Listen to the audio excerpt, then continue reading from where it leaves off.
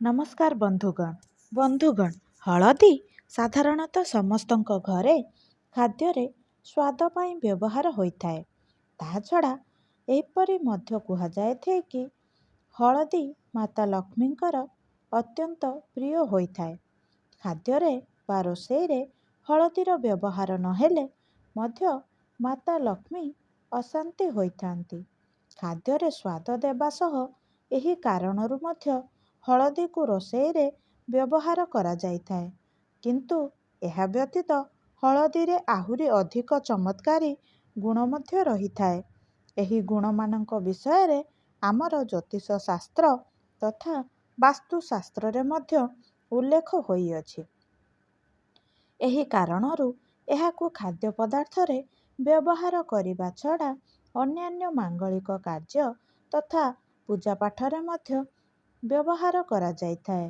ଶାସ୍ତ୍ରରେ ଏହା ମଧ୍ୟ ଉଲ୍ଲେଖ ହୋଇଅଛି କି ହଳଦୀ ଖାଦ୍ୟରେ ବ୍ୟବହାର କରି ଖାଇବା ଦ୍ୱାରା ଶରୀରରେ କୌଣସି ପ୍ରକାରର ନକାରାତ୍ମକ ଊର୍ଜା ପ୍ରବେଶ ହୋଇନଥାଏ।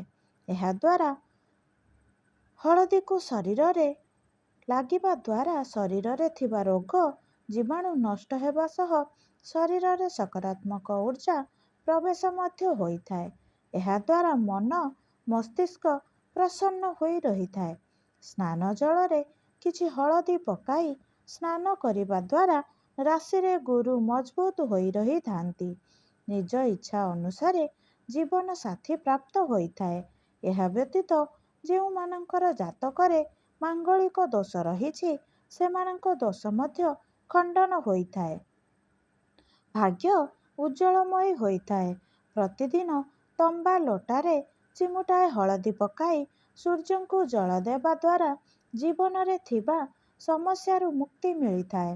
ପିଲାମାନଙ୍କ ମୁଣ୍ଡରେ ହଳଦୀର ଟିକା ଲଗାଇବା ଦ୍ୱାରା ପିଲାମାନଙ୍କର ମସ୍ତିଷ୍କ ଶାନ୍ତ ହୋଇ ରହିଥାଏ। ଏହା ସହ ସେମାନଙ୍କର ମନ ମଧ୍ୟ ପାଠପଢ଼ାରେ ଲାଗିଥାଏ।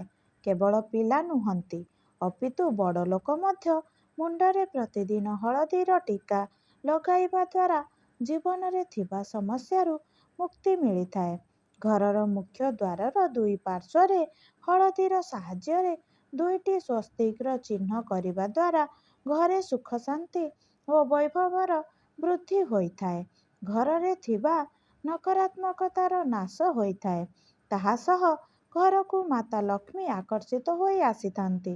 କିନ୍ତୁ ବନ୍ଧୁଗଣ, ଆପଣଙ୍କୁ ଏଠାରେ କହି ରଖୁଛୁ କି ଆପଣ ଯଦି କୌଣସି ଉପାୟକୁ ଜୀବନରେ ଉନ୍ନତି ଆଣିବା ପାଇଁ ପ୍ରୟୋଗ କରୁଛନ୍ତି ତେବେ ବିଶ୍ୱାସର ସହ ସେହି ଉପାୟଟିକୁ କରିବା ସହ କିଛି ଦିନ ଧୈର୍ଯ୍ୟର ସହ ଆପଣଙ୍କୁ ପ୍ରତୀକ୍ଷା କରିବାକୁ ହେବ।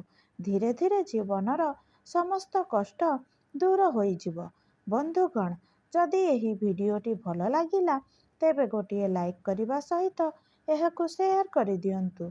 ଏମିତି ନୂଆ ନୂଆ ଭିଡ଼ିଓ ଦେଖିବା ପାଇଁ ଆମ ଚ୍ୟାନେଲକୁ ସବସ୍କ୍ରାଇବ୍ କରିଦିଅନ୍ତୁ ଏବଂ ପାଖରେ ଥିବା ବେଲ୍ ଆଇକନକୁ ନିଶ୍ଚୟ ଦବାଇ ଦିଅନ୍ତୁ।